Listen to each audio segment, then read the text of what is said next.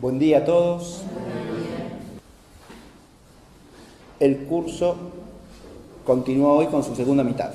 Hoy vamos a empezar entonces con nuestro cuarto tema.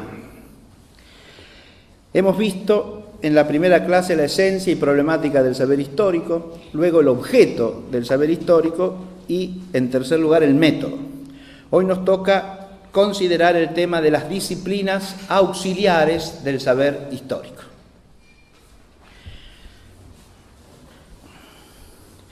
En realidad, si ustedes miran el esquema de la clase que hemos repartido, advertirán que hay ya en el esquema implícita una corrección del título. Porque la clase está dividida en tres partes. Dice los saberes constitutivos, los saberes auxiliares y los saberes y disciplinas fundantes y subalternantes. O sea, no todos son auxiliares.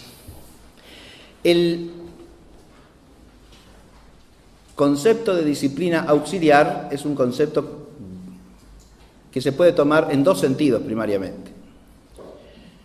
En un sentido lato se refiere a cualquier disciplina que esté conectada o relacionada con otra y de cuyo conocimiento la otra se sirva. Eso en sentido lato, en sentido amplio. Pero en sentido estricto, una disciplina auxiliar es una disciplina que es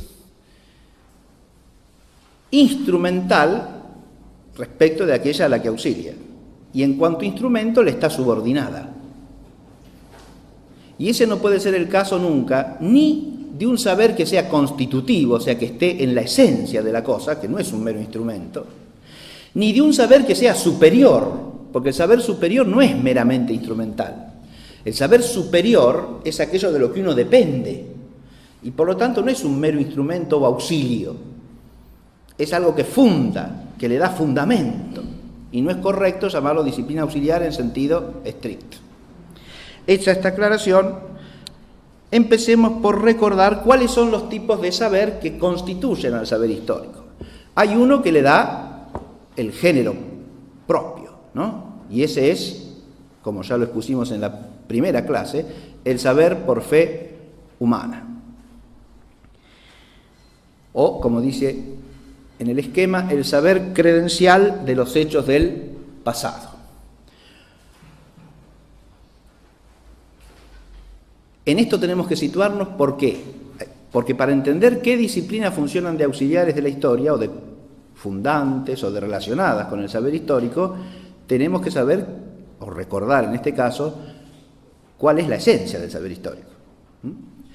Cuando la historia se sirve de otra disciplina, ¿es en orden a qué? A conocer los hechos del pasado humano. ¿Está claro? Las disciplinas auxiliares serán aquellas que les permitan conocer, bajo algún respecto, los hechos del pasado humano.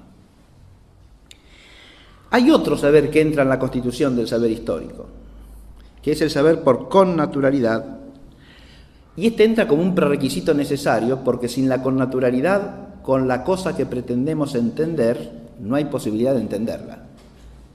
Porque se trata de una singularidad concreta con la que estamos vinculados por tradición. Se advierte lo que digo. El hecho histórico del pasado nos llega por cierta tradición, escrita u oral. Y en principio los hechos que nos interesan primariamente son aquellos que pertenecen a nuestra propia tradición. Porque son los hechos dentro de los cuales nos movemos y vivimos, ¿sí? Es decir, son los hechos que afectan directamente nuestro ser, porque estamos conectados vitalmente a esos hechos. Cuando pretendemos con la inteligencia histórica ir más allá, el primer obstáculo que se presenta, ¿cuál es? Precisamente este de la connaturalidad. Si en lugar de querer entender los hechos de nuestra tradición histórica, donde ya nos podemos encontrar con problemas de este tipo, de cierta desvirtuación de la connaturalidad por los cambios de los hechos históricos, ¿no? Si uno quiere entender lo que pasaba en el Río de la Plata en el siglo XIX o en el siglo XVII, pongámonos por caso, ¿no? Ahí puede que conservemos la connaturalidad, que en este caso viene dada por una tradición cultural fundada en una lengua y una fe, ¿verdad? Y a partir de ahí podemos tener connaturalidad, pero si hemos perdido esa fe y la lengua que la expresa, y en la medida en que la hayamos perdido, ¿qué connaturalidad tenemos para entender el Río de la Plata en el siglo XVII? Se entiende lo que digo, ¿verdad? Ahora, si lo que queremos hacer es historia de la China en el siglo V a.C., la cosa se hace más notoria todavía, ¿no? ¿Cómo entramos en connaturalidad con los chinos del siglo V a.C.? Claro, eso no es imposible por lo que ya decía Tucídides, ¿se acuerdan? Esa condición humana universal. Hay algo que tenemos de connatural con los chinos del siglo V a.C. y es nada más y nada menos que la naturaleza humana, ¿no? Ahora, el modo de ver la realidad, el modo de vivir, el modo de pensar en el mundo y en las cosas y en los hombres, eso puede que sea distinto, y de hecho es muy distinto, ¿no? Y entonces, ahí el historiador tiene que hacer un salto para tratar de sintonizar con el hecho que trata de comprender. Bien. Estos saberes que son constitutivos nos dan un marco como punto de partida, porque tenemos que advertir que los saberes auxiliares son aquellos que nos permiten alcanzar este conocimiento, que es el propio de la historia, conocimiento de los hechos singulares y concretos del pasado humano que son relevantes para el hombre como hombre. Así como el método depende del objeto, las disciplinas auxiliares también dependen del objeto. ¿Está claro? No, eso es lo que no tenemos que perder de vista como principio. No podemos ni siquiera empezar a entender cómo una disciplina pueda auxiliar a la historia si no sabemos cuál es el objeto de la historia. Hay dos saberes auxiliares generales que son primarios para la historia, aunque uno es más importante que el otro. Y esto se puede entender fácilmente partiendo de lo que hemos expuesto acerca de las fuentes, al hablar del método, ¿no? Nos dijimos que había fuentes formales y fuentes materiales. Y hay dos disciplinas maestras, digamos, de las que el historiador tiene que servirse en relación con las unas y las otras. Con respecto a las fuentes formales, esa disciplina es la filología. Es la primera y yo diría la más importante disciplina auxiliar de la historia. Recordemos que la filología es un saber que, como su mismo nombre lo indica, parte del amor al logos, es decir, juntamente a la razón y a la palabra, unidas e inseparables entre sí. El filólogo, ¿a qué se dedica? A estudiar una lengua, pero no en cualquier perspectiva. Primero que nada, en principio podría ser cualquier lengua, cualquier idioma, ¿no? Pero aquellos que son objeto de especial atención de los filólogos son las lenguas en las que se han expresado grandes tradiciones históricas, precisamente. ¿Sí? Las lenguas que van asociadas a las grandes civilizaciones o las grandes tradiciones culturales.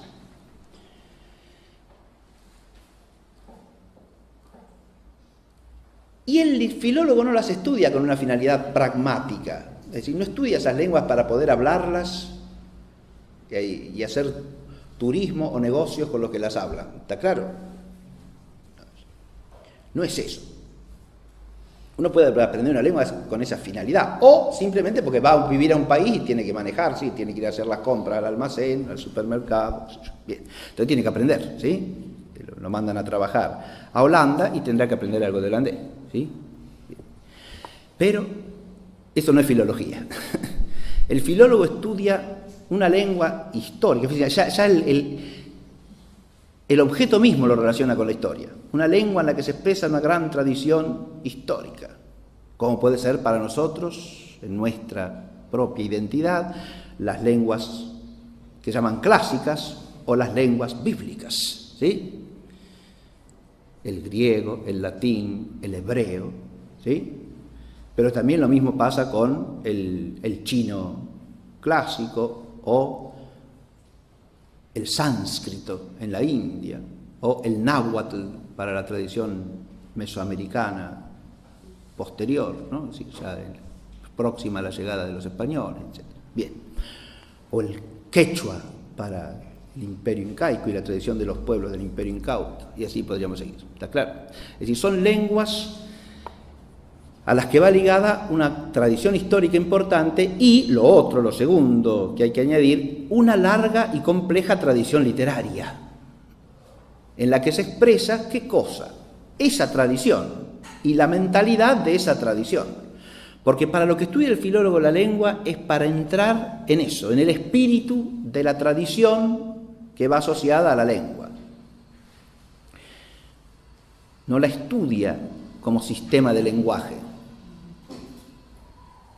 como la estudiaría un lingüista, para ver qué tipo de lengua es, cómo está constituida gramaticalmente.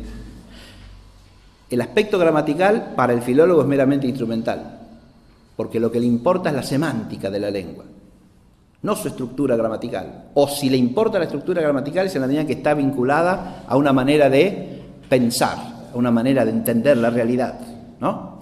Es decir, le interesa la semántica de la lengua, le interesa los contenidos significativos de esa lengua. Porque lo que quiere entender es la visión de la realidad que esa lengua contiene.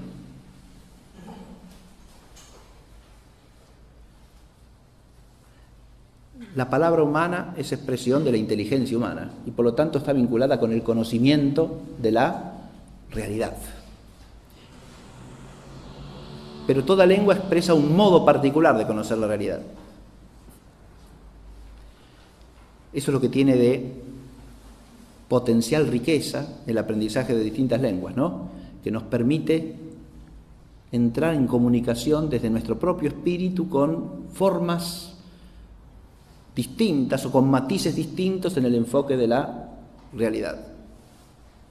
Lo cual, cuando ese enfoque de la otra lengua es más profundo y más conforme a la realidad que el propio nuestro, es un enriquecimiento de nuestro conocimiento, de nuestro saber, de nuestra inteligencia, de la realidad. El estudio del filólogo es un estudio entonces orientado sapiencialmente, porque lo que busca es entender no una lengua como sistema gramatical, ni mucho menos para el uso práctico, sino, insisto, la concepción de la realidad, la visión del mundo que está expresada en esa lengua. Y esto de nuevo tampoco por una mera curiosidad, sino para rescatar de esa visión todo lo que tiene de saber y de sabiduría. Pero ¿por qué la filología es una disciplina auxiliar de la historia? Por la sencillísima razón de que el historiador parte de testimonios acerca de los hechos del pasado que están expresados en alguna lengua. Para poder manejar con rigor esos testimonios, ¿qué debe hacer el historiador? O conocer esa lengua o valerse de alguien que la conozca. ¿Está claro esto? Si yo quiero estudiar historia de la antigüedad griega, y tengo que aprender griego. Esto es lo que estoy diciendo. Porque todos los documentos que se refieren a la historia griega, ¿en qué están? Y la mayoría en griego. No digamos todos absolutamente, porque va a haber algún documento de otro pueblo que se refiere a los griegos, ¿sí? Pero la mayor parte de las fuentes se encuentran en griego, porque son fuentes griegas. Ahora, si usted no conoce el griego, ¿cómo estudia la fuente? Bueno, lee una traducción. Momentito, caballero. La traducción no es el texto que es la fuente. No, señor. La traducción ya es otro texto. hecho por otra persona, que pertenece a otra cultura y que maneja otra lengua. ¿Está claro? A veces la traducción es lo más alejado a la fuente que se pueda pensar. Porque precisamente si el traductor no tiene, cosa que puede pasar, si el traductor no tiene esa afinidad y connaturalidad que da el conocimiento filológico de la lengua, o sea, si no tiene saber filológico, sino meramente lingüístico, y como una especie de diccionario transpone el texto original a otra lengua, ¿no? Puede hacer zafarranchos extraordinarios, con el texto. Usted lee el texto y del original puede quedar poco y nada. ¿Se advierte lo que digo? Eso sin contar con el hecho de que el traductor pueda interesadamente distorsionar el texto, que también puede ser. Recuerdo que hace unos años con el profesor Goupil leímos un texto famoso del filósofo italiano del siglo XV, Juan Pico de la Mirandola, que es el discurso sobre la dignidad del hombre. Y lo vamos leyendo en el texto original latino y en una traducción castellana. Pero la traducción castellana no era una traducción deficiente, era una traducción horrorosa, porque el traductor deliberadamente había tergiversado pasajes enteros del texto, no ya que se había confundido. ¿Está claro lo que digo? Sino que le hacía decir al texto lo que el texto no decía, con una intencionalidad. ¿Por qué digo deliberadamente? Porque la distorsión era siempre en el mismo sentido, con una ideología determinada. ¿Está claro? Entonces usted coteja en la traducción original y se da cuenta que el traductor no está traduciendo, lo está transformando al texto, para que diga lo que él quiere. ¿Sí? Pero sin llegar a eso, la traducción puede estar hecha con mayor o menor deficiencia, casi siempre con cierta deficiencia, ¿no? O sea, en otra casa habían dicho eso de traductore traditore, ¿no? Y bueno, eso es casi inevitable, ¿no?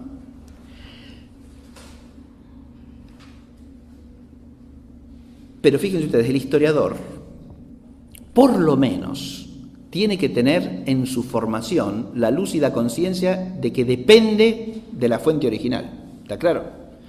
Alguien que trabaja en historiografía y maneja las traducciones como si fuesen la fuente, carece de todo rigor. ¿Se entiende lo que digo? Ni siquiera sabe lo que hace.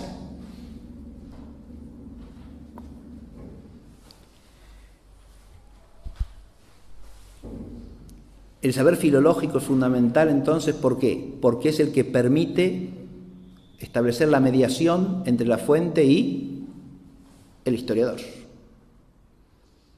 El historiador tiene que manejar la fuente, insisto, en su lengua original. Pero para manejarlo en su lengua original, tiene que tener cierta conciencia filológica acerca de la lengua de origen. Es decir, plantearse la cuestión de lo que significan las palabras, a qué visión de la realidad se corresponde esa palabra. ¿Está claro lo que digo? Si usted encuentra la palabra latina dominus en un documento del siglo IX de la era cristiana, esa palabra puede significar muchas cosas, pero cualquier cosa que signifique es en cierta visión de la realidad, ¿no? En la que dominus tiene unas connotaciones peculiares. Dominus significa señor en latín, ¿no? Pero ese señorío puede ser de distintos órdenes, ¿sí? La palabra dominus puede estar aplicada a Dios, puede estar aplicada al que es dueño de una tierra, que es de la tierra. Y el dominus en latín es el dueño, de ahí viene dueño en castellano, ¿no? Dominus, dueño es dominus, ¿sí? Puede estar aplicado a alguien en relación a sus vasallos, un señor de vasallos, que no es lo mismo que el señor que tiene una posesión. Ahí es un señorío en relación personal, no de relación de una persona con una cosa, sino entre una persona y otra persona. Yo estoy dando un panorama de esto nada más como ejemplo, ¿sí? Esa palabrita usted no la puede entender de cualquier manera. Y cuando la traduce tiene que tener cuidado de traducirla adecuadamente en correspondencia con el contexto en que se halla, ¿sí? En algún caso será señor, en el otro será dueño, y en el otro será intraducible, porque si yo digo señor de vasallo, como es un señorío que no existe hoy día, ¿cómo traduzco eso? Ahí no tenemos la connaturalidad, ¿ven? Porque no tenemos la relación. La cosa nombrada no existe más, Y entonces, ¿cómo la traduzco? No se puede traducir. Es lo que pasa con el término griego polis. Los griegos clásicos vivían en polis. ¿Y qué es una polis? Una polis. Si usted traduce, traiciona. Por la sencilla razón de que hoy día no existen las polis. Entonces no tenemos palabra para significar eso, como los griegos clásicos no tenían palabra para significar televisor. Y porque no había televisores, claro. ¿Está claro? Bueno, así como en la Grecia clásica no había televisores, en la actualidad no existen polis. Y no tenemos nombre para una cosa que no existe. Entonces usted tiene que hacer un esfuerzo ¿de qué? De entender lo que esa palabra significa y dejarla estar en su propia condición de término que se refiere a una cosa que no existe más, que existió en esa época pero que nosotros no tenemos, aunque usemos los derivados de esa palabra como si tal, ¿no? Como tranquilamente, política, político, no sabemos de lo que estamos hablando, pero lo decimos en un sentido que ya con el original tiene poco o nada que ver, porque político es propio de la polis, pero poleis no hay más, dije. Bien. Son ejemplos que pongo, ¿sí? Para que se advierta que la conciencia filológica es fundamental para una mirada histórica rigurosa y crítica. ¿Qué quiere decir crítica acá? Que sabe discernir entre una cosa y la otra. Cuando usted no tiene conciencia filológica, al documento lo traduce no ya lingüísticamente, lo traduce mentalmente a sus propias categorías. Y entonces pierde la posibilidad de entrar en ese mundo que usted quiere historiar. ¿Está claro lo que digo? Usted opera acríticamente un traslado de ese mundo a su propio mundo. Lo asimila a la realidad que usted vive y de la única que tiene experiencia, ¿no? Cuando lo que el historiador tiene que hacer, y esa es la mediación que le permite la filología, es salir de sí para entrar en ese otro mundo acerca del cual nos quiere hablar. ¿Se entiende? En ese sentido, el saber histórico es un saber muy exigente porque implica que uno tiene que salirse de uno mismo y pasar a una realidad humana que es otra bajo algún respecto, ¿sí? Exige una capacidad de apertura de la mente hacia horizontes que no son los que uno tiene directa, experiencialmente, vivencialmente. Y eso es difícil.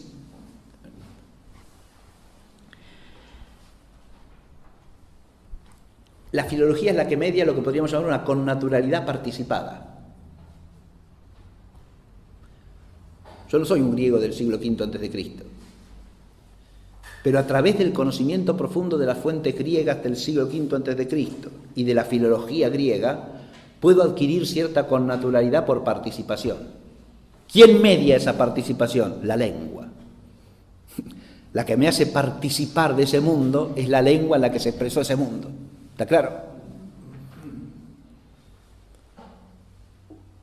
Si yo soy asiduo lector de Píndaro, de Esquilo, de Sófocles, de Platón, entonces, de alguna manera, y me abro a ese espíritu, ahí está el otro, sin lo cual no se da esa... Entonces, puedo adquirir cierta connaturalidad por participación con la Grecia del siglo V, IV antes de Cristo. Si no, de ninguna manera. Eso no se adquiere visitando las ruinas de Atenas. No.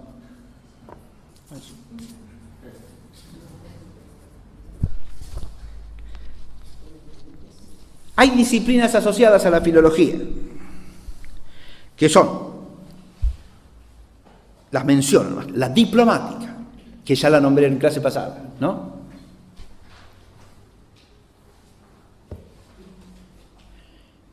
Dora me preguntaba por la etimología al final de la clase, que yo no le supe contestar, pero diploma en griego viene simplemente del término que significa dualidad, dos, y se refiere simplemente a que los pliegos suelen estar doblados, ¿sí? Un diploma es eso, es un pliego doblado por la mitad, ¿no? Es simplemente eso, solamente. Como la mayoría de las cartas antiguas tienen esa forma, a eso se refiere lo de diploma, que es un término técnico para referirse a cualquier soporte escriptorio con una inscripción que venga del pasado, ¿no? Eso es un diploma. Siempre y cuando el soporte no sea monumental, es decir, arquitectónico, ¿no? Ahí eso ya no es un diploma, sino una inscripción, ¿sí? Los diplomas son los textos escritos sobre un papiro, sobre un pergamino, ¿no? Sobre un papel, eso es un diploma, ¿no? No, en cambio, un texto inscrito sobre un palacio, el muro de un palacio, un mojón que está en un camino o un sepulcro, ¿sí? Esos son inscripciones, ¿verdad? Bien. La diplomática, como dijimos, ¿qué hace? Con todo escrito del pasado, siempre que no sea inscripción, insisto, lo que hace la diplomática es, primero, datarlo, decir de qué época es, ¿sí? ¿Cuándo se escribió esto? Para llegar a eso también entra una serie de disciplinas auxiliares, ¿está claro? De las cuales el conocimiento de los tipos de escritura, los tipos de letra que se han usado, ¿sí? Y los tipos de material sobre los que se ha escrito es fundamental. O sea, usted tiene que tener un registro amplio de todo esto que acabo de decir, ¿no? Tipos de escritura, tipos de letra de cierta escritura, tipos de soporte escriturario. Si usted no tiene la correlación entre estos tres rasgos y las épocas históricas, o sea, la cronología, es imposible datar un diploma, ¿sí? Pero no basta con datarlo. ¿Qué otra cosa tiene que estudiar la diplomática? Y la autenticidad del texto, ¿se da cuenta? El texto puede estar firmado o no estar firmado, estar atribuido a un autor o no. Pero la atribución puede ser auténtica o apócrifa. ¿Está claro? ¿Es auténtico o no es auténtico? Eso es lo otro que tiene que establecer la diplomática. Y ahí de nuevo hay que recurrir a una comparación. Si usted no tiene ningún otro registro de esa persona, ¿cómo sabe si es auténtico o no es auténtico? Bueno, la cronología puede estar asociada, porque si el autor vivió en el siglo V a.C. y el diploma es del siglo X a.C. y no puede haber sido de ese, ¿no? Lógico. No, se escribió 5 siglos antes, mire. Este no vivía todavía, claro. Entonces no encaja la cronología, ¿se ve? Pero si es de la época, usted tiene que tener otros parámetros para medir la autenticidad, ¿no? Ahí es donde entra lo que se llama la crítica textual, que ya mencionamos también en la clase pasada, ¿verdad? La crítica textual, que es crítica externa y crítica interna. En esto no me voy a detener ampliamente, pero la crítica textual es una disciplina también compleja, rigurosa, cada una de estas disciplinas tiene sus reglas propias, sus leyes, digamos, sus principios, ¿no? Que como son artes para llegar a una determinación de algo singular y concreto, son principios en general de necesidad moral, no de necesidad metafísica o física. ¿Qué quiero decir con esto? Que no son principios absolutos. Son principios según lo que los hombres solemos hacer, lo que es más probable en el quehacer humano. ¿Se ve lo que digo? Por ejemplo, hay un principio, la crítica textual lo que hace es reunir todas las variantes manuscritas que haya sobre un determinado texto, manuscritas o impresas, después puede ser lo mismo, sí, después de la imprenta. Todas las variantes manuscritas o impresas que hay de un determinado texto desde que se compuso en adelante, y procurar establecer el texto más fiel al original, que puede existir o no existir. Para los textos más antiguos no existe nunca el original, existen solamente copias y copias de copias. ¿Está claro? De ahí lo que surge es lo que se llama una edición crítica. Hay colecciones que se dedican a editar críticamente fuentes históricas. ¿Está claro? Como la famosa colección se llama Monumenta Germaniae Historica, monumentos históricos de Germania, ¿no? Esa colección que se inauguró en el siglo XIX es una colección monumental, en coincidencia con el título, con montones de volúmenes, pero ¿a qué se dedican los que trabajan en la colección? Generación tras generación, a hacer ediciones críticas de los documentos. O sea, van al texto original si lo hay, que en este caso está muchas veces, ¿sí? Entonces, las capitulares de Carlomagno, ¿está claro? Que son las leyes publicadas durante el reinado de Carlomagno, ¿no?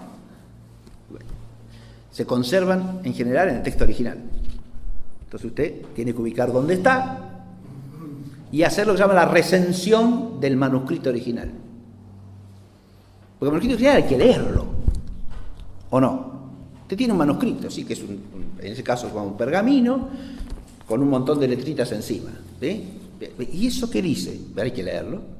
Si usted hace una lectura completa del texto y lo transcribe, lo que hace es una recensión del texto, ¿sí? Esa lectura ya puede implicar un trabajo del que la hace. ¿Por qué? Porque puede haber partes del texto que estén confusas. ¿Está claro lo que digo? El copista pudo haberse olvidado de alguna letra. ¿Y qué escribió acá? O se salteó una sílaba entera, o se salteó una palabra. Y la frase no hace sentido completo, y hay que hacer una conjetura. ¿Qué dice esta oración? ¿Está claro lo que digo? Porque el copista es un hombre que está copiando mientras le dictan, y es infalible, y no. ¿Se da cuenta? Aunque usted tenga el original, se crean problemas, ¿se entiende? Ahora, cuando usted tiene copias y copias y copias de copias, ahí aparecen las variantes. Entonces, ¿y cuál es la variante que corresponde al original? Hay reglas pensadas para que la fijación de la variante original sea lo más objetivo que sea posible. ¿Está claro? Por ejemplo, hay una regla que se llama de la lectio difficilior. ¿Qué quiere decir eso? Cuando usted tiene en una familia de manuscritos una versión, en otra versión, variante A, variante B. La variante A es más fácil de entender que la variante B. La regla que dice que hay que preferir como original la versión más difícil. ¿Por qué? Porque es más probable que el copista haya facilitado la lectura a que la haya complicado. Y es más probable, claro, sí. El copista, ¿qué trata de hacer? Si se encuentra con algo... Fíjese que el copista no necesariamente entiende del todo lo que está copiando, ¿no? ¿Está claro lo que digo? Entonces, si hay una frase compleja, difícil, ¿no? Ardua para la inteligencia, ¿qué es más fácil? ¿Que el copista la deje tal cual o que espontáneamente, sin quererlo, la simplifique? Esto segundo. Fíjese que pasa incluso en las conversaciones, ¿o no? Uno dice una frase muy compleja, una oración demasiado compleja, y el otro entendió una cosa simplificada de lo que uno dijo. No entendió todo lo que uno dijo. Cierta complejidad de la frase le pasó por alto. ¿Se ve? No voluntariamente, sino espontáneamente. Entonces, pero ¿eso es necesariamente así? Eso es lo que yo les decía hace un rato. Es decir, no son principios de necesidad metafísica o de necesidad física, sino de necesidad moral a lo sumo, porque es lo más probable eso, ¿no? No es seguro que haya pasado eso. Pero si uno tiene que atenerse al modo habitual de hacer los hombres las cosas, lo más fácil es que el copista haya facilitado, no que haya puesto una frase que es más difícil de entender.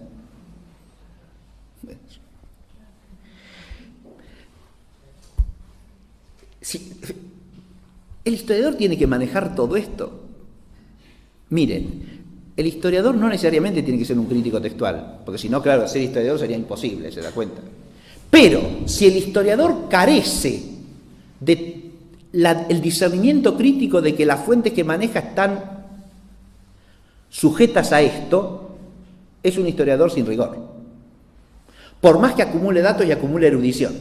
¿Se entiende lo que digo o no?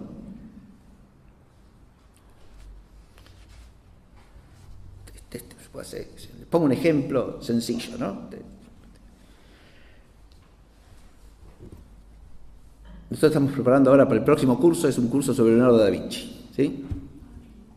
Bien. Él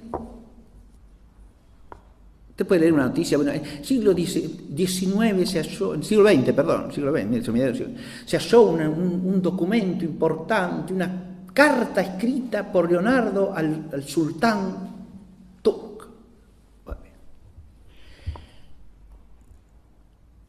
Esa carta es una carta escrita por Leonardo da Vinci. Si el historiador tiene un mínimo de discernimiento crítico, se va a preguntar qué cosa. Primero si es un original de Leonardo, ¿no? Lo que se halló.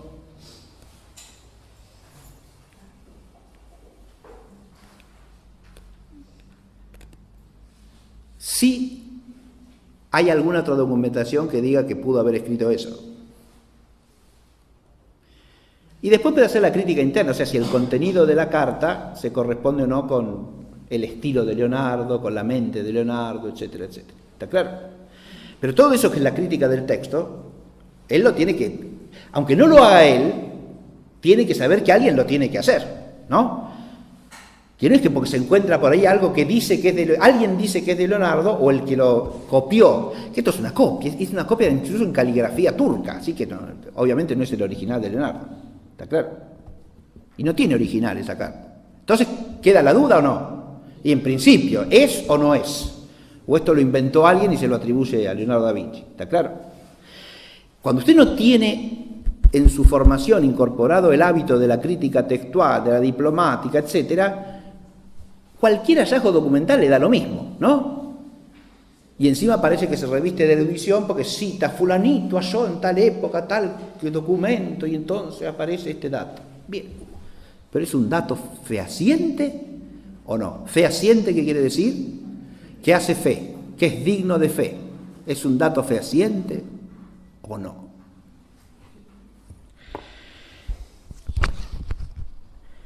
La crítica textual, la crítica literaria también, que es, fíjese, cualquier texto que uno se encuentra pertenece a algún género, ¿no? Y está sujeto a las leyes del género. Una cosa es una carta o epístola oficial, otra cosa es una carta privada, por ejemplo, ¿no? ¿Uno puede leer lo mismo una cosa que la otra? ¿Tiene el mismo alcance? No. ¿Por qué? Y porque son documentos de distinto género literario. ¿Se advierte? Una cosa es la correspondencia privada, otra cosa es la correspondencia pública. Y cuando uno lee el texto, tiene que estimarlo o apreciarlo según el género al que pertenece. ¿Se ve esto o no? Y lo mismo si es una obra literaria cualquiera.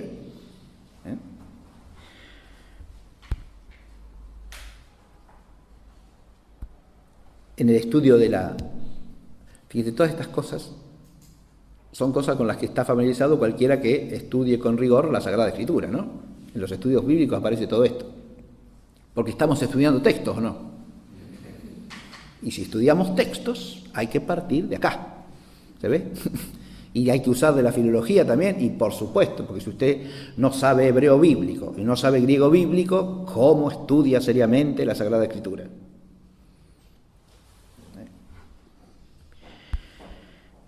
Bien. Y después está el arte exegética, que es lo más difícil de todo. Porque teniendo en cuenta toda la crítica, ¿usted después qué tiene que hacer? Entender el documento. Y entenderlo objetivamente. ¿Qué dice esto? ¿Qué es lo que dice? Y ahí es donde tiene que ejercer eso que se llama exégesis. La búsqueda del sentido propio y objetivo del texto. No lo que yo le quiero hacer decir, lo que dice. ¿Se ve? Bueno, y la exégesis es un arte dificilísimo. Digo, es un arte expresamente, ¿sí? No hay ciencia exegética. La ciencia es un arte porque su objeto es llegar ¿a qué? A producir cierta cosa. Claro, es un arte intelectual, ¿eh? ¿Qué es lo que procura como fruto? La captación del sentido original, objetivo del texto. ¿Está claro? Eso es lo que tiene que encontrar el exégeta. Y el historiador que maneja un documento, tal cual. ¿Se ve? Acá dice esto. Muy bien. Para todo esto la filología es la base. Pero hay otro saber fundamental, dije, que tiene que ver no ya con las fuentes formales, sino con las fuentes materiales, y esa es la arqueología. ¿Está claro? Dije que son dos pilares auxiliares de la historia, pero uno más importante que el otro, la filología más importante que la arqueología, y enseguida voy a decir por qué, ¿no? Porque la lectura de las fuentes es lo primero para el saber histórico. A través de la exégesis uno lee las fuentes, y leyendo las fuentes puede llegar a un juicio sobre los hechos. La única manera, ¿está claro? Pasó esto, no pasó esto otro, esto fue así, esto fue asá. ¿Cómo puedo llegar a eso? A través de la lectura de las fuentes. Las fuentes formales. Las fuentes materiales, ¿de qué decir? Las fuentes materiales me prestan indicios. Indicios. Y por eso son materiales como fuentes. ¿Qué es un indicio? Un indicador de. ¿Está claro?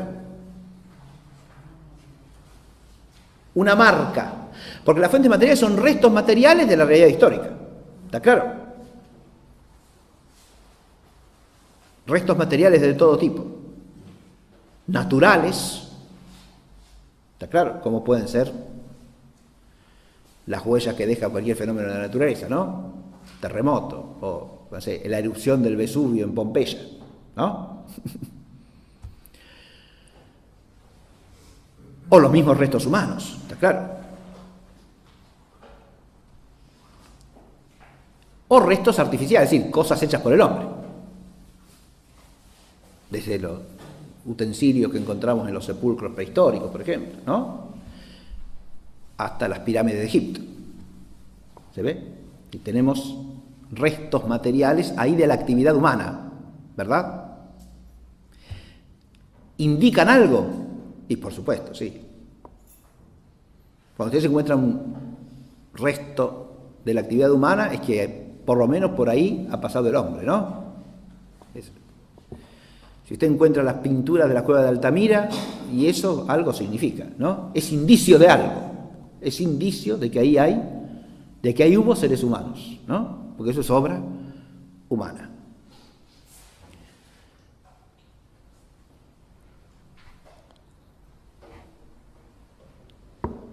Pero el problema de la arqueología es que el indicio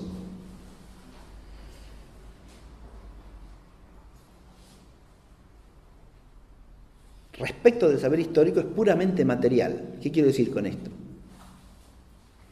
Le falta la forma para llegar a un juicio histórico.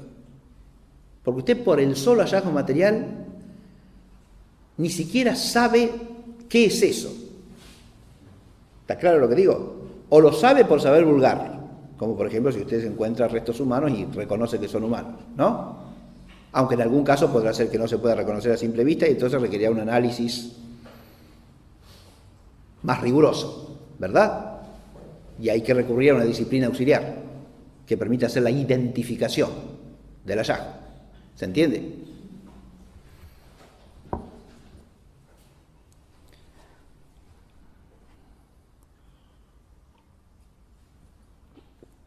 Hace unos años en España, en Andalucía estaban haciendo una excavación para una obra y se encontraron con una serie de restos y enseguida saltó uno a decir que eran restos de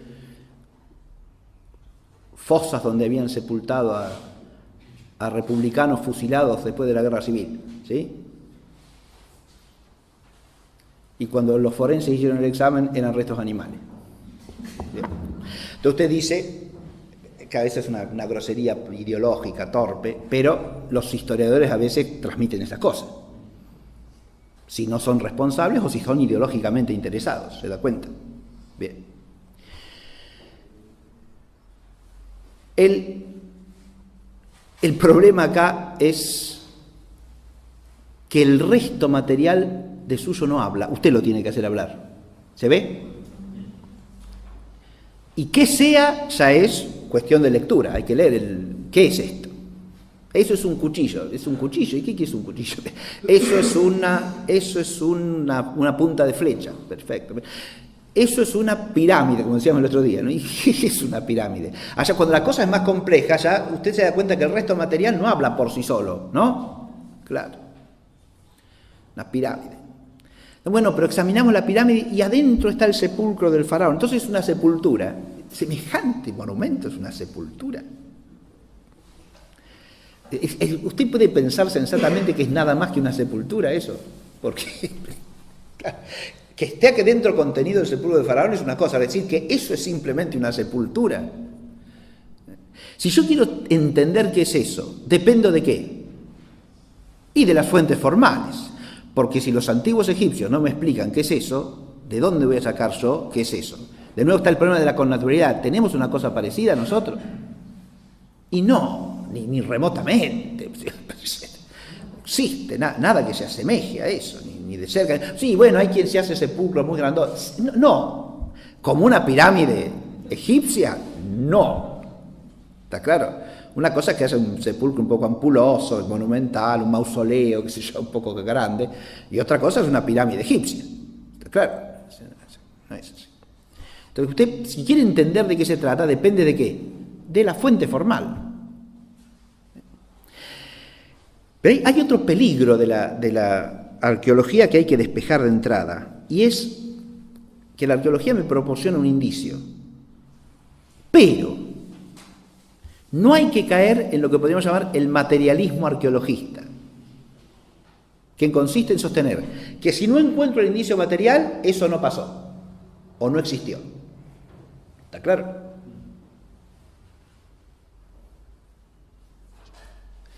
Yo no encuentro el sepulcro de Alejandro Magno, entonces Alejandro Magno no existió.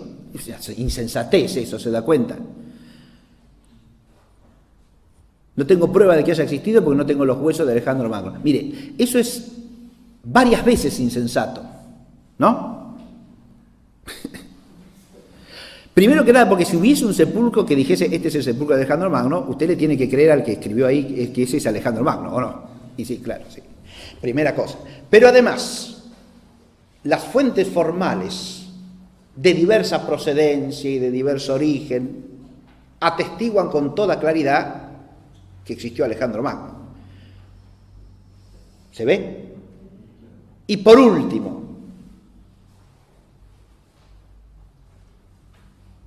según el saber de sentido común, ¿puede no tenerse noticia de dónde está sepultada una persona o no? Tranquilamente. ¿Sí? ¿Se puede haber perdido la memoria histórica de dónde se lo sepultó? Tranquilamente. ¿O se lo puede haber trasladado de un lugar a otro secretamente para esconder los restos? También puede ser. ¿Y eso significa que no existió? No. Bien. Pero el materialismo puede llegar al extremo de lo que podríamos llamar un fetichismo arqueologista, ¿no? O tengo la prueba material o la cosa no pasó. ¿Se advierte lo que digo? Bueno, en ese tipo de insensateces incurrió el positivismo historicista o historiográfico a lo largo del siglo XVIII, XIX en gran escala, y en particular ensañándose con los temas bíblicos, ¿no? ¿Está claro? De esto que cuenta la Biblia no hay ningún resto material, entonces no pasó, es todo un invento, es todo una macana. ¿Se da cuenta? Hay un trabajo muy bueno, un librito, pero es un librazo por su contenido, de un arqueólogo norteamericano llamado Pritchard, que se llama La Arqueología y Antiguo Testamento, ¿sí? Y Pritchard muestra ahí cómo los descubrimientos arqueología y Pritchard, P-R-I-T-C-H-A-R-D, Pritchard desarrolla ahí la temática de cómo los hallazgos arqueológicos, a medida que van progresando, van mostrando una plena convergencia con los datos bíblicos. De manera que cosas que se había dicho, esto no pasó, y mire, ahora tengo la prueba material de que lo que dice la Biblia sí pasó. ¿Está claro?